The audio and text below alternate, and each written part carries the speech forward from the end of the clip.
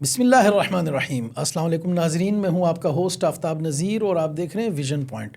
ناظرین کرام، اس وقت امریکی پابندیوں کا شکار پاکستان داخلی معاملات میں بھی الجھا ہوا ہے، جہاں ایک طرف مختلف قسم کی مزاحمتیں، شورشیں، مظاہرے، احتجاجی دھرنے ہو رہے ہیں، دوسری طرف بین الاقوامی سطح پر پاکستان کے خلاف لابنگ ہو رہی ہے، فرمیں ہائر کی جا رہی ہیں، لوگوں سے ٹویٹیں کروائی جا رہی ہیں، پاکستان کا امیج اور غلط ایک تاثر دینے کی بھرپور کوشش کی جا رہی ہے۔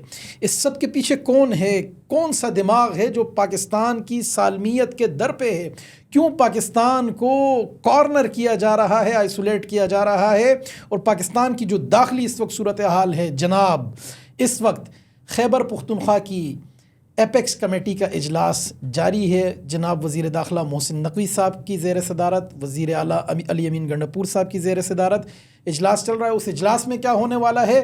نیز ان عالمی پابندیوں کا پاکستان پر کیا اثر ہوگا اور پاکستانی قوم ان عالمی پابندیوں سے نمٹنے کے لیے تیار ہے؟ اس حوالے سے گفتگو کرنے کے لیے آج ہم نے ملک کی مایہ ناز شخصیت جناب مولانا شاہنواز خان صاحب کو اپنے اسٹوڈیو میں دعوت دی ہے۔ یہ قومی مشر ہیں اہل سنت ضلع کرم کے، آج کل آپ کرم کا ذکر کافی خبروں میں سن ہی رہے ہیں۔ مرکزی رہنما ہیں جمعیت علماء اسلام پاکستان کے فے گروپ کے، اور ممبر امن جرگہ بھی ہیں ضلع کرم کے۔ بہت شکریہ جناب شاہنواز خان صاحب، آپ نے ہمیں وقت دیا۔ بڑی مہربانی، جزاکم اللہ خیر۔ شاہنواز صاحب، ایک تو ریجنل پالیٹکس ہے، عالمی حالات ہیں، اس سب میں جو چل رہا ہے کس نظر سے آپ کہاں سے شروع کرتے ہیں، کس نظر سے دیکھتے ہیں سب کو؟ بسم اللہ الرحمن الرحیم۔ سب سے پہلے میں شکریہ ادا کرتا ہوں ویژن پوائنٹ کا اور آپ حضرت والا کا کہ آپ نے ہمیں اپنا قیمتی ٹائم دیا اور یہاں ہم آئیں اور ایک اہم اور ذمہ دار کی حیثیت سے کچھ اہم اور ضروری باتیں آپس میں ڈسکس کر سکیں۔ حضرت بات یہ ہیں کہ ایک طرف اگر آپ دیکھ لیں پوری دنیا پہ، اگر آپ نظر دوڑائیں تو حالیہ کچھ دنوں میں امریکہ نے ہمارے پاکستان کی کچھ کمپنیوں پر پابندی لگائی ہے، جو کہ انتہائی افسوسناک ہے۔ میں تو یہ سمجھتا ہوں کہ یہ تو امریکہ کا جو ہمارے ساتھ 40-50 سال سے جو منافقت کے چہرے میں وہ ہمیں جو ہے نا دوستی کا وہ دے رہا تھا کہ ہم آپ کے دوست ہیں اور ہم پاکستان کے وفادار ہیں، آج ہم نے دیکھ لیا کہ انہوں نے کتنی یک طرفہ ایک فیصلہ دیا ہے۔ حالانکہ ہندوستان جو 1974 سے اسی آلات اور جوہری پروگرام میں مسلسل لگا ہوا ہے اور وہ ہمارا ہمسایہ ملک بھی ہیں، اور ان کو کھلی چھوٹ دی گئی ہے اور ہمارے 3-4 کمپنیوں پر پابندی لگائی ہیں، باوجود یہ کہ ہمیں بہت زیادہ ضرورت ہے، کیونکہ ہم ایک ایسے ریاست میں رہتے ہیں جہاں پہ ہمارے ساتھ ہندوستان ہے۔ اگر آپ ان کو کھلی اجازت دیتے ہیں اور ہمارے اوپر پابندیاں لگاتے ہیں تو یہ میں سمجھتا ہوں کہ بین الاقوامی رولز کی بھی خلاف ورزی ہے اور ساتھ ساتھ پاکستانی قوم کے ساتھ بھی یہ ایک امتیازی سلوک ہے، اور ہم اس کو اپنے داخلی اور ہمارے جو خود مختاری ہیں اس کے مکمل خلاف ہیں، ان کے مکمل منافی ہیں۔ ہم پاکستانی قوم، میں اپنے ذاتی حیثیت سے اور جمعیت علماء اسلام کے ایک رہنما کی حیثیت سے، ایک قومی حیثیت سے اس فیصلے کی ہم بھرپور مذمت کرتے ہیں، اور ہم تمام سیاسی جماعتیں، چاہے وہ حزب اختلاف میں ہوں، حزب اقتدار میں ہوں، چاہے خوش ہوں، ناراض ہوں، باہر ہوں، اندر ہوں، جو بھی ہو، ہم بحیثیت پاکستانی اس فیصلے کے خلاف کھڑے ہوں گے اور ہم ملک پاکستان اور ریاست پاکستان کے ساتھ انشاءاللہ تعالی کھڑے رہیں گے۔ تو یہ ہمارا داخلی معاملہ کیسا ہے؟ مطلب ایک اگر امریکہ پابندی لگا رہا ہے تو اس نے کوئی وجوہات دی ہوں گی، ہمارا داخلی معاملہ کیسے ہوا، ہمیں کیوں ضرورت ہے؟ اصل میں یہ ہے کہ آپ کو پتہ ہوگا کہ UN، اقوام متحدہ کی بھی ایک شک ہے، ان کی بھی ایک قانون ہے کہ ہر ملک کو اپنے دفاع کا حق حاصل ہے۔ ہم نہیں چاہتے ہیں کہ ہم کسی ملک کے اوپر چڑھائی کر لیں، لیکن کم از کم ہمارے اپنے دفاع کے لیے کوئی اگر ہمارے اوپر خدا نہ خواستہ حملہ آور ہوتا ہے تو اپنے دفاع کے لیے شریعت نے بھی ہمیں اجازت دی ہے، شریعت نے بھی ہمیں اجازت دی ہے کہ آپ اپنے استطاعت کے مطابق بھرپور تیاری کرو۔ جی قرآن مجید کی آیت میں اعدوا لهم ما استطعتم من قوة اچھا ومن رباط الخیل اچھا ترہبون به عدو اللہ وعدوکم۔ وعدوکم۔ تو یہ اللہ تعالیٰ کا حکم ہے، یہ عبادت ہیں۔ جنگی تیاری یہ عبادت ہیں، یہ اللہ تعالیٰ کا حکم ہے. اور پھر حدیث شریف میں اس آیت کی تشریح آئی ہے، الا وہو الرمی، خبردار طاقت اور تیاری کیا ہے، جو اللہ تعالیٰ نے قرآن پاک میں فرمایا ہے کہ تیاری کرو. اعدوا لہم ما استطعتم من قوہ، قوہ کا کیا معنی ہے؟ وہو الرمی، وہ کیا ہے؟ ہتھیار ہے. ٹھیک ہے. تو یہ ہے کہ ایک تو شریعت کہ ہم مکلف ہیں اور اجازت ملی ہمیں. دوسری بات یہ ہے کہ بین الاقوامی قانون اگر امریکہ خود سٹڈی کر لیں، یو این کی قانون وہ دیکھ لیں، ہر ملک کو اپنے دفاع کا حق حاصل ہے. حدیث شریف میں آتا ہے من قتل دون مالہ فہو شہید، جو اپنے ملک اور اپنی زمین اور اپنے حق کے لیے لڑتا ہے نا، وہ شہید ہے. تو ہم تو کسی بھی چڑھائی کا ارادہ نہیں رکھتے، کسی پر بھی. لیکن اگر خدا نہ خواستہ کوئی ہمارا ہمسایہ یا کوئی دوسرا ملک ہمارے اوپر چڑھائی کرتا ہے، ہم اس کے لیے تیاری نہیں کریں گے. اور اگر ہم اس کے لیے تیاری کرتے ہیں، آپ ہمارے ان کمپنیوں کو بلیک لسٹ میں ڈال دیتے ہیں، تو اس کا تو یہ معنی ہوا کہ آپ ہمارے پاؤں اور ہاتھ باندھ دیتے ہیں نا دشمن کے سامنے. جی. تو ہم بحیثیت پاکستانی قوم اس فیصلے کے خلاف کڑے ہوں گے اور بھرپور مذمت کرتے ہیں. اور ہم یہاں جتنی بھی سیاسی پارٹیاں ہیں یا غیر سیاسی پارٹیاں ہیں یا مذہبی پارٹیاں ہیں، ہم بالاتفاق ریاست پاکستان اور حکومت کے پاکستان کے ساتھ کڑے رہیں گے انشاءاللہ. جی بہت شکریہ. اچھا شاہنواز صاحب، آپ ماشاءاللہ قومی مشر بھی ہیں ضلع کرم کے اور رہنما بھی ہیں، ممبر بھی ہیں امن جرگہ کے. اس وقت کرم میں جو حالات چل رہے ہیں، ایپیکس کمیٹی کا اس وقت اجلاس چل رہا ہے. تو ہفتہ بھر قبل بھی ایک اجلاس ہوا، 2 ہفتے قبل، اس میں ایک فیصلہ ہوا 2 نکاتی، جس میں 2 نکات رکھے گئے تھے. ایک تو وہ بنکرز کا خاتمہ اور دوسرا ڈی ویپنائزیشن کہ اسلحہ جمع کروائیں. تو وہ کہاں تک پہنچا ہے سلسلہ؟ اصل میں ضلع کرم کے حالات تقریباً 1962-63 سے خراب ہیں اور وقتاً فوقتاً وہاں پہ جنگ و جدال ہوتے رہتے ہیں. لیکن 2007 کے بعد حالات تھوڑے نارملی حالات سے انتہائی خراب صورتحال اختیار کر گیا، جب پڑا چنار کے مین شہر میں ہمارے تقریباً 300-400 گھرانوں کو وہاں سے بڑی بے دردی کے ساتھ نکال دیا. 2007 میں 2007 نومبر میں 16 نومبر کو. تو وہاں پہ ہمارا ایک جامع مسجد اور ایک مرکزی انجمن فاروقیہ اور ان کی ایک تنظیم، اور وہاں پہ ہماری مارکیٹیں، بازاریں، دکانیں اور ایک سسٹم. اور یہ جانے کہ وہاں پہ جو لوگ تھے ہمارے جو اہل سنت تھے، وہ اپنے علاقے میں بادشاہ تھے. ہم اہل سنت پاڑا چنار سٹی میں، مین سٹی میں. اچھا. پاڑا چنار کی مین سٹی میں 2007 میں ان کو کچھ بہانہ بنا کے ان کے اوپر جنگ مسلط کی گئی اور بڑی بے دردی کے ساتھ وہاں سے نکال دیا گیا. یہاں تک کہ ان کی عورتوں کی بھی بے عزتی کی گئی. ایسے خواتین جو شہید ہو گئے تھے اور وہ ایسی جگہ پہ پڑی تھی جہاں سے مطلب گھسیٹنا بھی مشکل تھا. فائرنگ ہو رہی تھی اور کارتوس برس رہے تھے. تو 3 دن تک ہماری لاشیں وہاں پڑی تھی. تو مولانا صاحب یہ سب اسلحے کی وجہ سے ہو رہا ہے نا؟ اسلحہ جمع کیوں نہیں کروا رہے؟ اسلحہ جمع کرا دیں تاکہ امن آ جائے. یہ میں آپ کو عرض کرتا چلوں حضرت والا، 2007 میں جو حالات ہوئے ہیں، کرش مشینوں میں ہمارے لوگوں کو جو نہ ڈالے گیا. کرش مشینوں میں مطلب اہل سنت کو ڈالا گیا ہے. تو کس نے ڈالا؟ کیوں ڈالا؟ وجہ؟ بڑا چنار کے اہل تشیع نے. وجہ؟ آپ اہل سنت ہیں. صرف اس شناخت پہ؟ فقط اہل سنت مسلک کی بنیاد پر. کیا اہل سنت؟ کوئی گناہ نہیں ہے. چھوڑ کرم کی اہل سنت چلو گناہگار، ہم صحیح سمجھے. تو یہ کیسے ختم ہوگا؟ یہ تو خیبر اور اقصی مومن کو بھی نہیں چھوڑا گیا، وزیرستان والوں کو بھی نہیں چھوڑا گیا، سٹل ایریا والوں کو، پشاور والوں کو بھی نہیں چھوڑا، مزدوروں کو بھی نہیں چھوڑا 2007 میں. تو ہمارے سامنے تو کوئی اور تصویر آتی یہاں اسلام آباد میں، کراچی میں. یہاں تو ہمارے سامنے پنجاب میں کوئی اور صورتحال آ رہی ہے. بہرحال ہم سیکٹیرین اس پہ بیسس پہ بات نہیں کرتے، لیکن یہ جو ہوا، جو کچھ ہوا، وہ تو ایک ماضی کا قصہ ہے، سب کے سامنے BBC تک پوری دنیا نے رپورٹ کر دیا. ہم یہ پوچھ رہے ہیں آج یہ جو ایپیکس کمیٹی کا اجلاس بیٹھا ہے، اس میں جو فیصلہ ہو رہا ہے یہ کیوں نہیں تسلیم کیا جا رہا؟ آپ کے کرم کی عوام کیوں نہیں مان رہی اسے؟ حضرت میں عرض کرتا چلوں کہ 2007 میں جتنا نقصان ہوا ہے، 2008 میں جتنا ہوا ہے، 2009 میں، 2010 میں، 2011 تک ہمارا جتنا نقصان ہوا ہے، اس کے باوجود ہم اہل سنت والجماعت نے، میں نے بذات خود امن کے لیے جتنا کام کیا ہے، تاریخ میں اس کی مثال نہیں. اہل سنت نے خود امن مارچ کر کے پڑا چنار گئے ہیں. اچھا. باوجود یہ کہ ہمارے 52 گاؤں کو جلایا گیا تھا. 52 ولیجز جلا دیے, جلا صفحہ ہستی سے مٹا دیے, مکمل ختم کر دیے. اب ان کا نقشہ آپ نہیں دیکھ سکیں گے اگر آپ وہاں اپنے گھر کا مالک اگر وہاں جاتا ہے اپنے مکان کو نہیں پہچان سکتا. اچھا. اس حد تک ان کے نقشہ تبدیل کر دیا ہے 52 گاؤں کو. تو یہ جلا جب ہزاروں گھرانوں کو بے دخل کیا گیا ہے. آپ یہ سمجھے کہ کرم امن کسی کو اگر آپ اپنے گھر سے نکالیں گے, آپ یہاں بیٹھے ہیں, میں اگر آپ کو یہاں سے بڑی بے دردی کے ساتھ یہاں سے نکالوں, زندگی بھر آپ کے دل سے نفرت نکلی گی نہیں. پھر آپ نے ہزاروں لوگوں کو بے دخل کیا. 2016-17 کے بعد پھر ہمارے لوگوں کو روڈوں پر ٹارگٹ کیا گیا, ان کو بے دردی سے شہید کیا گیا.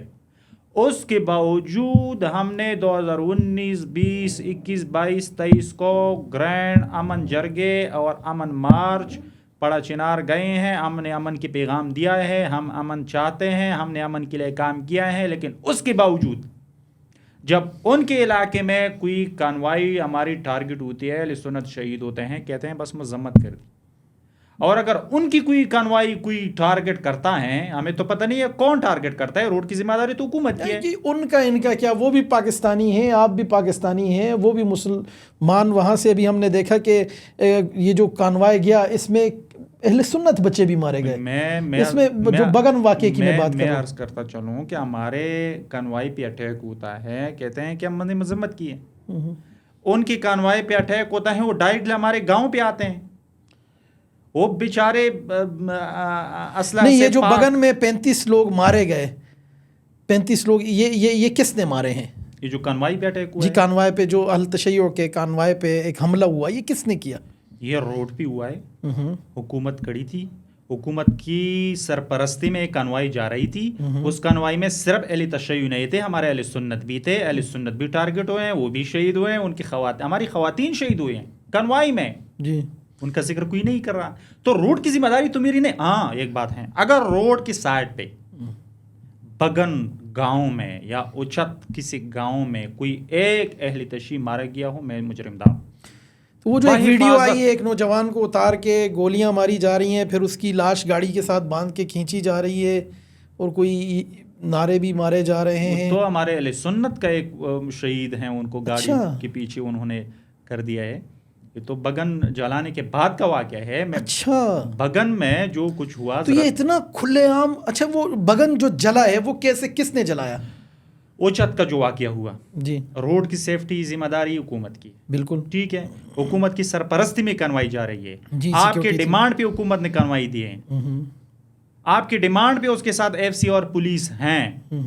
تو آپ مجھے بتائیں, اگر روڈ کے بالکل سائڈ پہ یا روڈ کے بالش قریب بھی اگر کوئی آپ کا ایک مرا ہو, میں مجرم دار. تو روڈ کی سیفٹی تو حکومت کی ہے نا. ہمارے بھی 52 اجزاء میں شہداء ہوئے, ہمارے اسی روڈ پہ تو ہمارے سینکڑوں لوگ شہید ہوئے, ذمہ دار لوگ شہید ہوئے. ہم نے تو کسی کی گاؤں پہ چڑھائی نہیں کی ہے. آپ یہ جو گاؤں پہ جنہوں نے چڑھائی کی, ان کی ایفیلیشن کس سے تعلق ہے ان کا؟ زینبیون کلادم, جو وفاقی وزارت داخلہ نے ان پہ بین لگائی ہے, کلادم تنظیم ہے. کل عام ان کے لوگ ہزاروں کی تعداد میں گھومتے پھرتے ہیں اسلحہ سے لیس. جی, ان کی ویڈیوز بھی آئی ہیں, ویڈیوز بھی ہیں, ان کے دھمکی آمیز بیانات بھی ہیں, اب بھی آ رہے ہیں. ان کے کانوائی میں حضرت میں ایک عرض کرتا چلوں, کانوائی کا جو افسوسناک واقعہ وہ مذمت کرتے ہیں. آپ یہ سمجھے, وہاں پہ ہمارے ایک ڈاکٹر ہیں, ڈاکٹر طلا محمد صاحب. جی جی, ڈاکٹر طلا صاحب, خود انہوں نے اپنے کلینک سے گاڑی بھر کے BHU مندوری چلا گیا. وہاں پہ ان کے سارے زخمیوں کو ابتدائی بگن کانوائی میں جو زخم ہوئے تھے علی تشی کے, ان کو ابتدائی طبی امداد مہیا کیا. ٹھیک ہے. اس کے علاوہ 30-35 ان کے زندہ افراد, ان کو بگن والوں نے پناہ دی. اس میں 6-7 خواتین بھی تھی. یہ ہماری پختون روایات ہے نا. جی جی جی, ان خواتین اور ان 30-35 مردوں کو مغرب سے پہلے بحفاظت طریقے سے ان کو حوالہ کی. جی جی, بالکل یہ بات سامنے آئی ہے. تو ڈاکٹر طلا صاحب کو اس پہ کیا تمغہ ملا, یہ جو انہوں نے اتنی خدمت کی, اس پہ حکومت نے ان کی کارکردگی کو یا اس طرف سے تشیع نے سراہا کہ بھئی آپ نے ایک بڑا جیسچر دیا, بڑا ایک پیس کا پیغام دیا؟ دوسرے روز مغرب کو ٹالو گنج پہ اٹیک کیا, ان کو جلایا. پھر سیدھے آئے بگن کی سائڈ پہ. اگر بگن والوں کا کوئی خوف ہوتا یا ان کے دل میں خوف ہوتا یا اس کانوائی میں وہ ملوث ہوتے تو کم از کم اپنی دفاع کے لیے تو کچھ کرتے نا. جی وہ بیچارے تو کہتے تھے کہ اب کانوائی سے ہمارے کیا تعلق ہے, سکون سے سو رہے تھے. انہوں نے 4-5 ہزار کا لشکر بھاری ہتھیاروں سے لیس ڈائریکٹلی بگن پہ اٹیک, پوری دنیا میں ویڈیوز چلی ہیں. بگن پہ اٹیک کیا. وہاں پہ ہمارے 800-900 دکانوں اور 1200-1300 گھرانوں کو مکمل طور پر لوٹ لیا اور وہاں پہ آگ لگائی. ڈاکٹر طلا محمد صاحب تو سمجھ رہے تھے کہ میں تو ایک بوڑھا ڈاکٹر ہوں, معزز شہری ہوں, مجھے تو کچھ نہیں کہے گا. ان کے خاندان, ان کے خواتین, ان کو خود, ان کا ایک بانجا اپنے ساتھ زندہ لے کے گئے. ڈاکٹر طلا محمد صاحب کی, یہ 22 نومبر کی بات ہے, ڈاکٹر طلا محمد صاحب کی کل پرسوں ان کی کچھ ہڈیاں اور ان کی کچھ دانت ہمیں ملی ہیں. پھر ان کی جب ٹیسٹ ہوئی ہیں تو کہتے ہیں ڈاکٹر صاحب ہیں, ان کی کچھ ہڈیوں سے ہم نے قبر بنائی. یہ ہمیں صلہ ملا ان کا.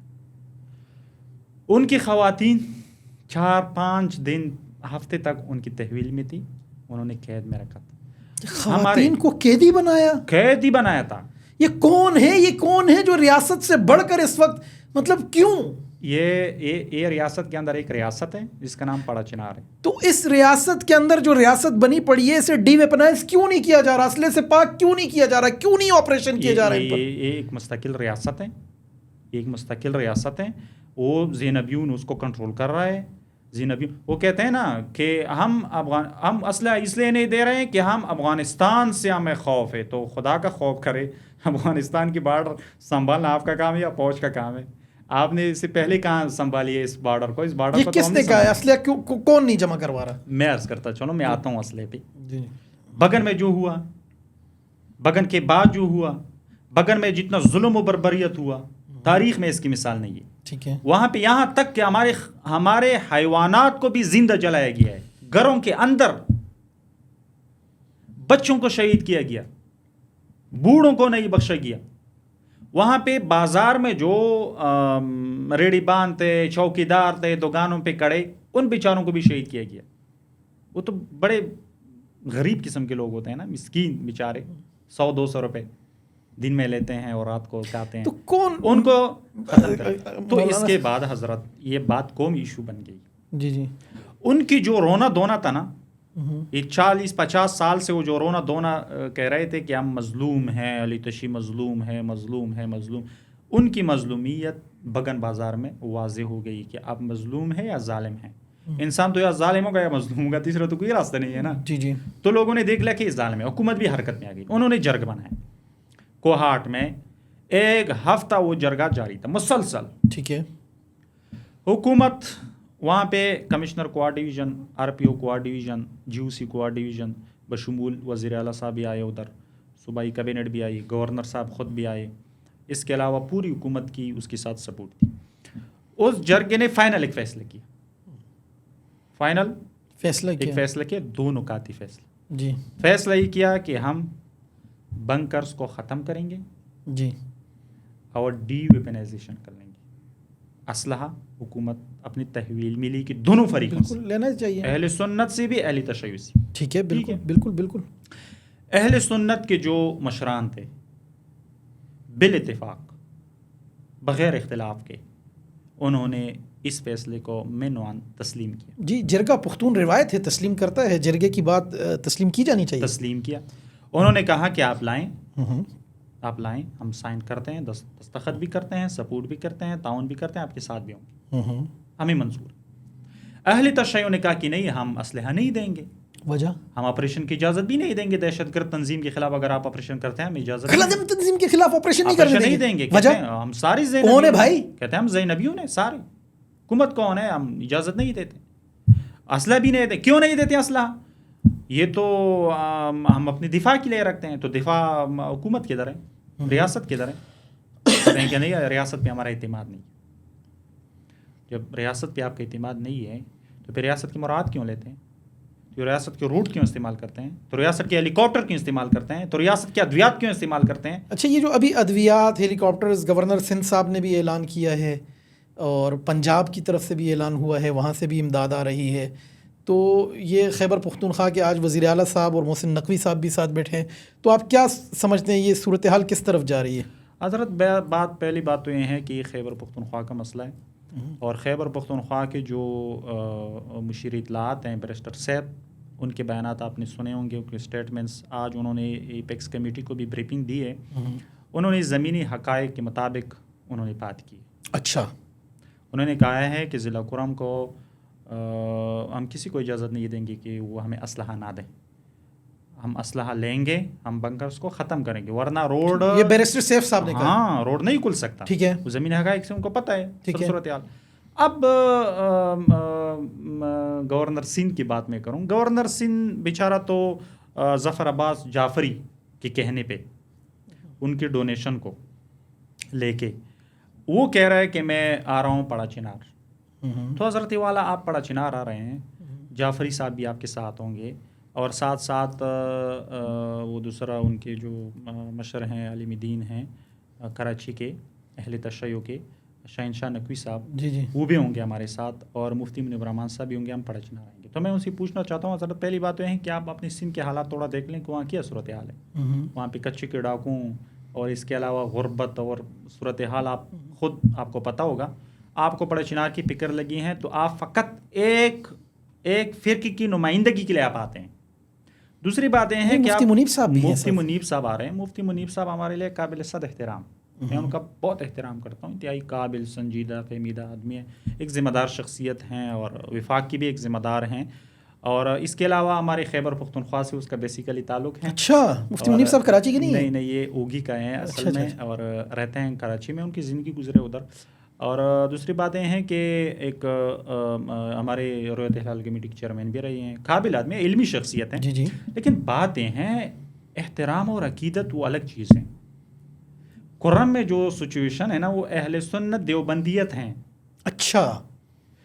تو اگر گورنر صاحب مفتی منیب صاحب کے بجائیں، یا ان کو بھی ساتھ لیں، کوئی بڑی بات نہیں ہے، مفتی تقی عثمانی صاحب کو ساتھ لے آتے. جی بالکل. راشد محمود سمرو کو ساتھ لے آتے.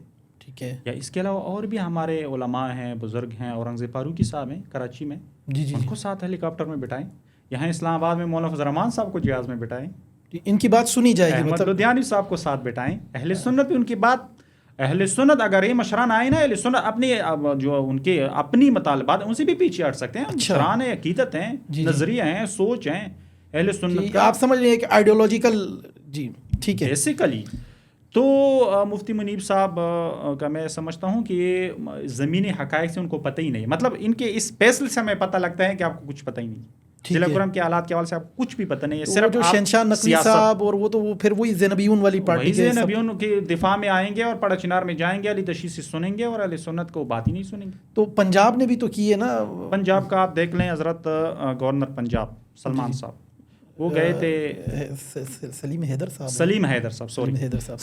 صاحب کی تو ڈیتھ ہو گئی. جی سلیم حیدر صاحب گئے تھے کربلا. اچھا. وہاں پہ انہوں نے ملاقات کی ہے کس سے آپ کو پتہ ہے؟ نہیں. اہل تشیع کا جو یہاں سے مفرور ہیں، آصف رضا علوی. آصف علوی وہ جو اسلام آباد میں جی وانٹڈ ہیں. جی ان سے اس اشتہاری سے گورنر پنجاب نے کربلا میں ملاقات کی. اب وہ گورنر پنجاب آئے گا پڑا چنار میں. تو آپ کیا اپنا خیبر پختونخوا کے گورنر صاحب وزیر اعلیٰ صاحب تو ہائی جیک کیسے؟ پیپل پارٹی تو میں ایک ذمہ دار کی حیثیت سے یہاں ذمہ دار فورم پہ بیٹھ کے میں کہنا چاہتا ہوں کہ پیپل پارٹی بھی اپنی پوزیشن واضح کر دے. اچھا. کہ آپ فقط اہل تشیع کی نمائندہ تنظیم اور جماعت ہیں، پارٹی ہیں، یا پاکستان یا عوام کی پارٹی ہیں؟ آپ تو عوام کے رونا دھونا ہیں. اب تو کہنا کہ ہم عوامی لوگ ہیں، ہم جمہوری لوگ ہیں. عوام کے اختیار عوام کے ساتھ. پیپلز پارٹی میں میرا خیال ایسی کوئی تفریق نہیں ہے. حضرت بات یہ ہیں کہ ان کے جو گورنر ہیں، جی فیصل کریم کنڈی صاحب آئے ہیں یہاں آپ کی جگہ اس پروگرام کر کے گئے. اچھا. فیصل کریم کنڈی صاحب اچھے آدمی ہیں، سنجیدہ آدمی ہیں، لیکن باتیں ہیں کہ وہ ساجد حسین توری. اچھا. ساجد حسین توری وہ کرم کا فیڈرل منسٹر ہیں اوورسیز کا. انہوں نے ہائی جیک کیا ہوا ہے. اچھا. میں فیصل کریم سے پوچھنا چاہتا ہوں کہ حضرت والا آپ نے 20-25 ملاقاتیں اہل تشیع کمیونٹی سے کی ہیں، آپ نے کہیں ایک دفعہ اہل سنت ضلع کرم کو بلائے؟ تو وزیر اعلیٰ صاحب گنڈاپور صاحب ہی کر لینا, وہ کس کے ہاتھوں آئی جائے کہ وہ تو پی ٹی آئی کے ایم این اے کے, ہمارے جو ایم این اے ہیں نا کرم کے, جی جی MWM کی جو ایم این اے ہے مجلس وحدت مسلمین. اچھا کرم سے ایم این اے بھی MWM کے ہیں؟ MWM کے ہیں, ان کو 25,000 ووٹ ملا ہے اہل سنت سے. اچھا ووٹ اہل سنت نے کیا ووٹ نام دیا ہے ان کا؟ ہے حمید حسین. جی جی انجینئر حمید حسین. وہ بھی باعث ہیں, وہ بھی یک طرفہ کر رہے ہیں. وہ تو شیعہ ہیں, وہ شیعوں کی ریپرزنٹیشن کر رہے ہیں قومی اسمبلی. تو بھائی پھر آپ لوگ کہاں بیٹھے ہیں؟ ابھی محسن نقوی صاحب وہ روڈ کا رونا رو رہے ہیں, قومی اسمبلی میں اٹھ کے بینر اٹھا کے کہ روڈ بند ہے, بڑا چنار کا روڈ. یہ نہیں کہہ رہا کہ تری تک, اصل میں روڈ ٹل سے تری منگل تک ہے. آپ کہہ رہے ہیں کہ بڑا چنار تک روڈ کھل گیا. تری منگل کیا کرے گا؟ گزگڑی کیا کرے گا؟ بشہر محصور وہ کیا کرے گا؟ 3 ماہ سے بشہر محصور ہے.